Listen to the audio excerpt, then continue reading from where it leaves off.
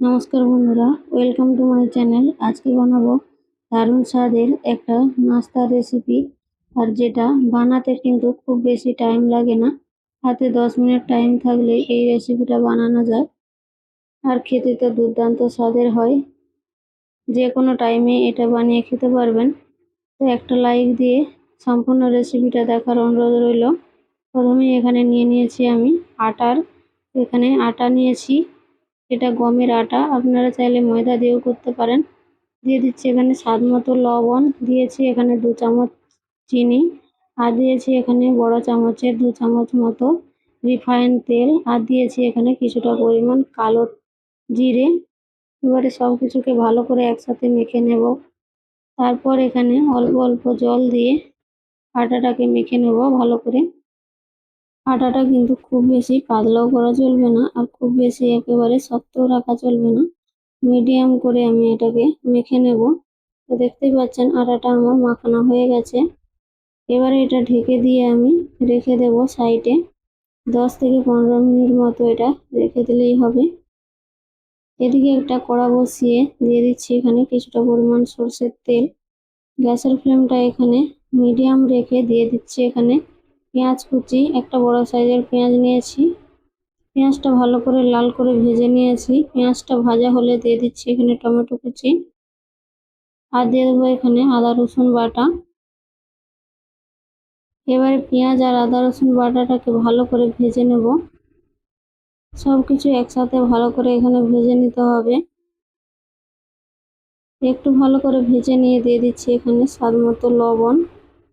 দিয়ে দেবো এখানে সামান্য পরিমাণে হলুদের গুঁড়ো, দিয়েছি এখানে সামান্য পরিমাণে লাল লঙ্কার গুঁড়ো।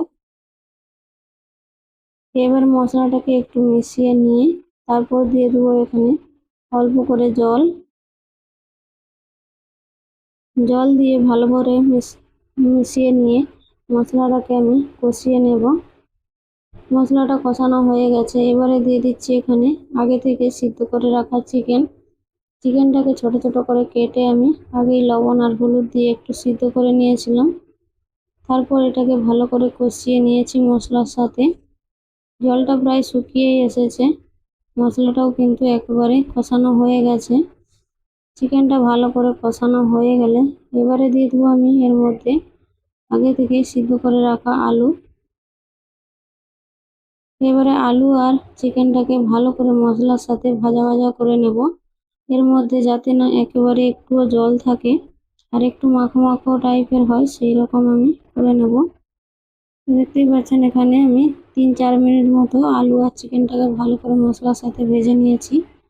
এবারে গ্যাসের ফ্লেমটা বন্ধ করে রেখে দেবো। এদিকে আমি আটাটা নিয়ে নিয়েছি। আটাটাকে ভালো করে আরো 3 থেকে 4 মিনিট মতো এখানে মেখে নিতে হবে। আটাটা ভালো করে এখানে মাখা হয়ে গেছে। এবারে আমি এটা থেকে লেচি বানিয়ে নেব। রুটি পরোটার জন্য যেভাবে লুচি বানানো হয় সেইভাবেই আমি এখানে লেচিটা কেটে নিচ্ছি। সবগুলো আমার লেচি তৈরি হয়ে গেছে। এবারে একটা রুটি বেলে নিয়ে নিয়েছি। এবারে আমি এটাকে বেলে নেব। এখানে আমি শুকনো আটা দিয়ে এটাকে বেলে নিচ্ছি। তো প্রথমে রুটিটাকে একটু পাতলা করে বেলতে হবে। রুটিটা ভালো করে এখানে পাতলা করে আমি বেলে নিয়েছি। এবার এটাকে ফোল্ড করে নেব। তো প্রথমে দেখতে পাচ্ছেন রুটিটা কিভাবে আমি ফোল্ড করেছি। তারপর এইভাবে প্রথমে লম্বা দিকে ফোল্ড করেছি, তারপর আর দিকে এইভাবে ছোট করে ফোল্ড করে নিয়েছি।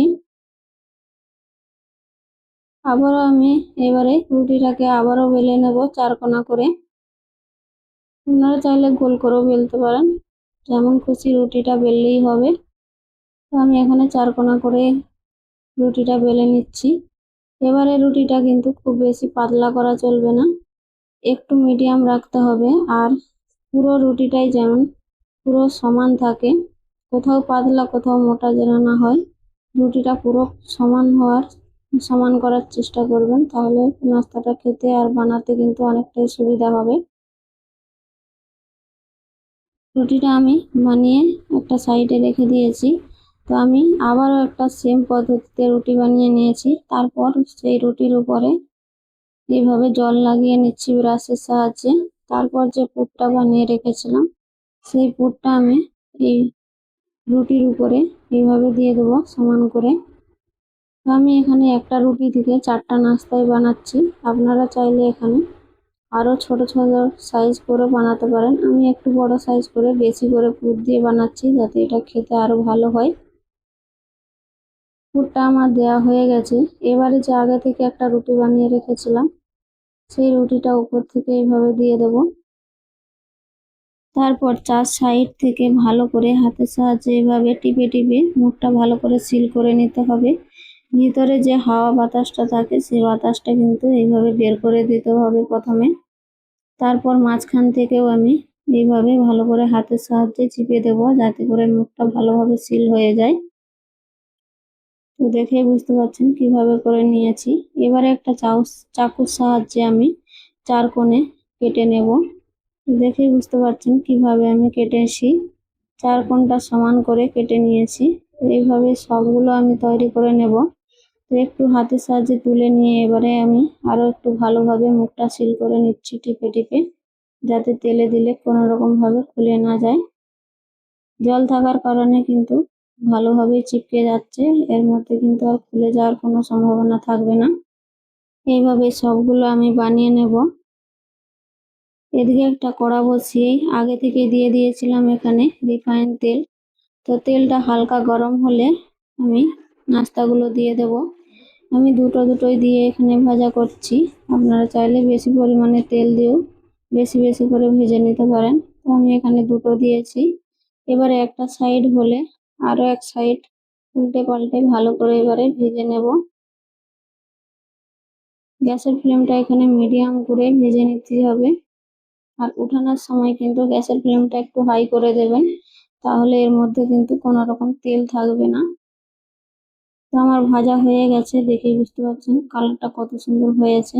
এবারে সবগুলো আমি ভেজে রেডি করে নিয়েছি। তো নাস্তার ভিডিওটা যদি ভালো লাগে একটা লাইক দিয়ে দেবেন, শেয়ার করতে ভুলবেন না। নতুন বন্ধু হয়ে থাকলে চ্যানেলটাকে সাবস্ক্রাইব করে আমার পাশে থাকবেন। শেষ পর্যন্ত দেখার জন্য অসংখ্য অসংখ্য ধন্যবাদ।